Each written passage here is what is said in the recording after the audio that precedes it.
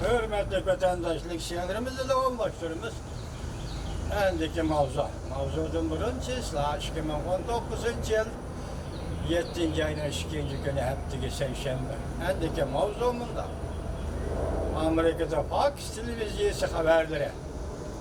Prezident Trump bilen Xi Jinping görüşkenliği ki Prezident Trump kelişim imzalaydı kallıqığa ümit varlık bilen qardı. Mavzuda haber 7. ayın 1. günü Amerika avazına Xitay bir grammış elan kılın. Haber. Bundan başla. Amerika aks haberleri. TV'si, televizyesi. 7. ayın 1. günü, haftanın 1. günü, yani haftanın 1. günü haber kılıp bundan görsen. Amerika Koşmuş Ştatlarının Prezidenti Trump, ötki haftanın ahırda, yani 6. ayın 29. günü, Osaka'da reis Xi Jinping bilen görüşkenliği diyen Amerika bilen Cumhur'un en ahırı kelişim imzalaydıqanlık ümit bilen qarıdı.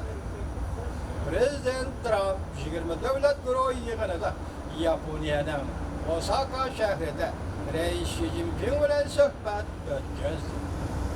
Akis haberleri muhbirden ziyaretini kabul kılganda Prezident Trump ondan görüşen. Dikkat Turan Efendi.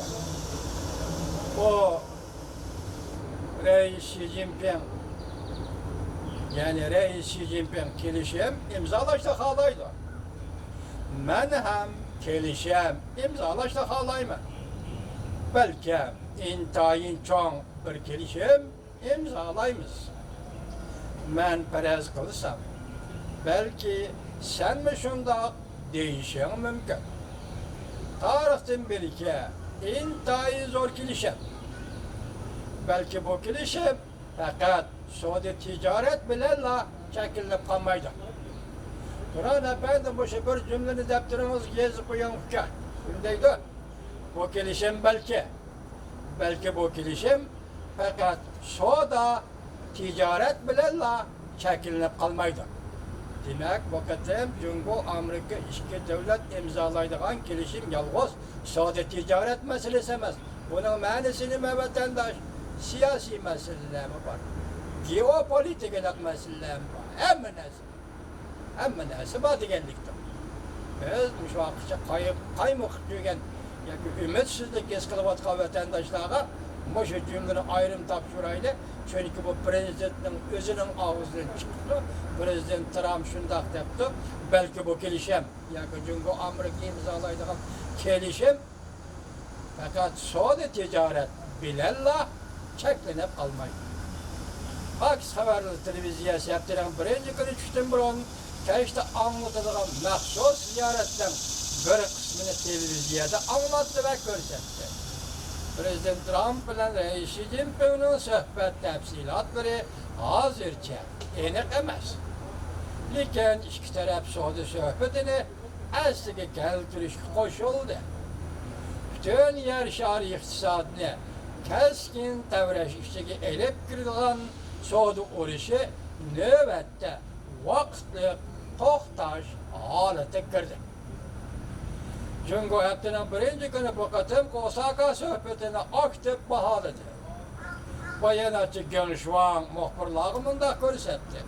Bu xalqaro jamiyatning umumi yüzlük ümidi idi. İki devlet rahbari uchrashib Amerika Cumhur munosabatini taraqqiy qildirishga munosabatli negizlik masalalar bo'yicha fikr almashtirdi. Bu Gönşvan'ın mahsusluğuna dikkat kılan Turan Efendi. Negizlik meseleler bo'yicha fikr almashtirdi.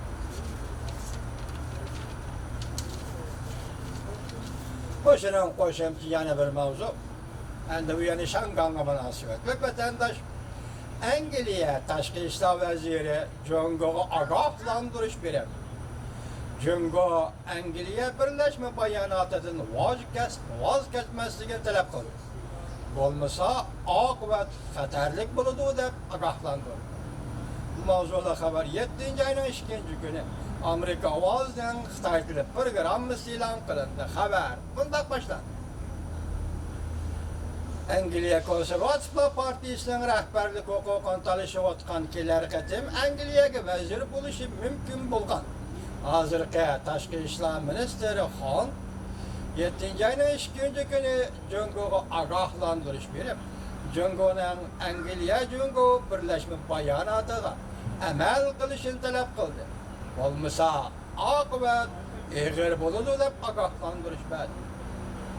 Vazir Xon, tashqi ishlar vaziri Xon Shangang xalqini qat'iy qo'llaydiganligini ta'kidladi.